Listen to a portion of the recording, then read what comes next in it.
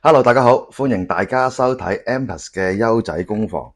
各大嘅歐洲主流聯賽就嚟到尾聲啦，咁世界盃就好快殺到埋身啦。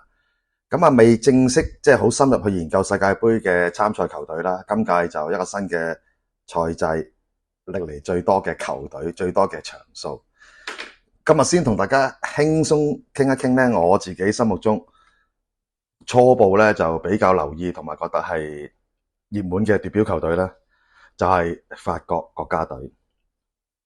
睇翻今屆嗰個人腳咧，其實係幾勁嘅，特別係前線方面啦，大家即時想起咧就係隊長安巴比或者亦做麥巴比啦，巴黎聖日耳門嘅丹比利啦，咁啊另外亦都有曼城嘅卓基啦，巴黎聖日耳門亦都有兩位今季打得好好嘅道爾同埋巴高拿啦。後防方面亦都大家都好熟嘅，如果睇下英超，咁啊有沙利巴啦，阿仙奴嘅利物浦嘅干拿迪，巴塞隆拿嘅官迪可以打右閘，可以打中堅啦。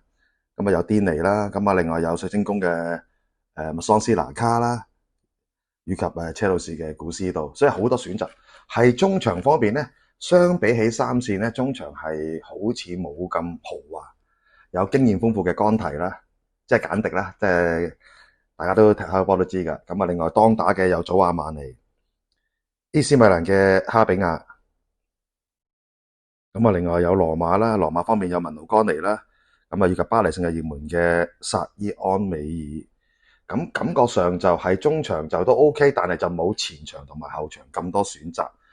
睇下有冇機會咧複製翻咧。其實我覺得法國國家隊咧中後場只要做好防守咧，前面嗰幾個都好快好快可以自己搞嘅。安巴比啊、丹比利啊、天才型嘅卓基啊嗰啲，咁其實我睇好今屆法國隊除咗話即係佢哋球員個質素高之外咧，我都好睇好今屆會光芒四射嘅奧拉斯。奧拉斯事實上由水晶宮轉頭過嚟拜仁咧，嗰個表現更進一步。我被譽為係今屆世界盃一個最亮眼嘅其中一個新星啊，奧拉斯。咁啊，奧拉斯亦都係打邊啊、打中間都可以。喺法國國家隊似乎係想擺佢打中間啊，大家值得留意。法國國家隊其實功力真係強得令人羨慕。當然啦，即係隊波有優點，亦都有缺點。咁啊，法國國家隊嘅缺點係咩呢？係睇下佢哋個團結性，因為實在有太多性格巨星啊、天才藝術家喺度啦。例如安巴比啊、卓基又好自我嘅，好好波嘅。即係喺咁嘅磨合嘅情況之下，如果法國國家隊能夠團結嘅話，會好犀利。但係真係要打落去先知，因為始終咧有前科。咁啊講咗咁耐咧，講話我今屆先睇好，初步睇好邊隊世界盃嘅奪標球隊就法國隊啦。咁啱啱串流平台亦都係適逢喺世界盃期間，即之前啦，咁就攞咗個事件。個事件就係法國國家隊世界盃期間罷練拒絕練波事件。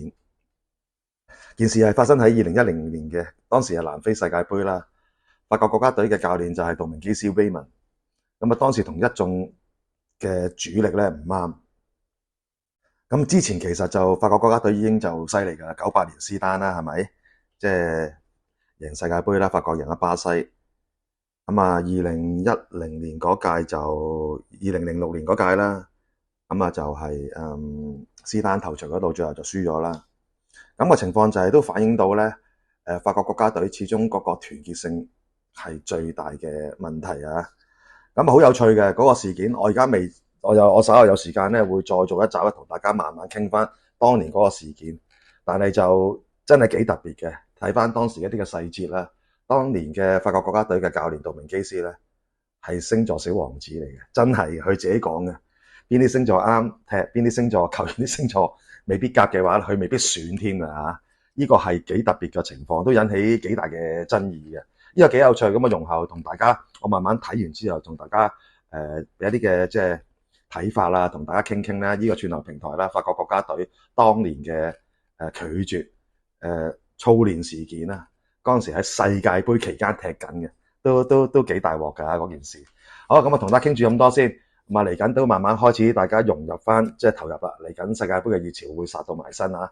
最緊要黐住我哋安博體育傳媒睇世界盃，下次再同大家見面，拜拜。